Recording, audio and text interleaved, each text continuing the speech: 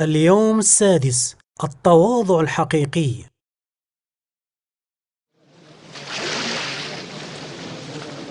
هادو جوج رجال دخلوا لبيت الله باش يصليو، واحد من الفريسيين والاخر من مالين الضريبه. وقف الفريسي كيصلي وكيقول في خاطرو: كنشكرك ونحمدك ربي على حقاش انا ماشي بحال كاع الناس الطماعين والظالمين والفاسدين، وماشي بحال هاد مول الضريبه.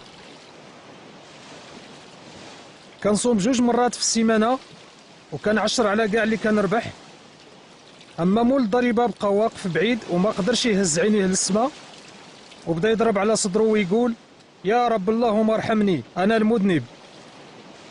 نقول لكم الحق، راه مول الضريبه ماشي الفريسي هو اللي مشى لدارو وذنوبه مغفوره عند الله، حيت كاع اللي كيكبر براسو كيصغر، واللي كيصغر براسو الله كيكبر به.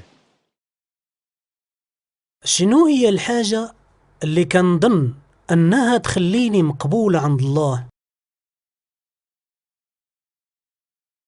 شنو هما صفات التواضع الحقيقي؟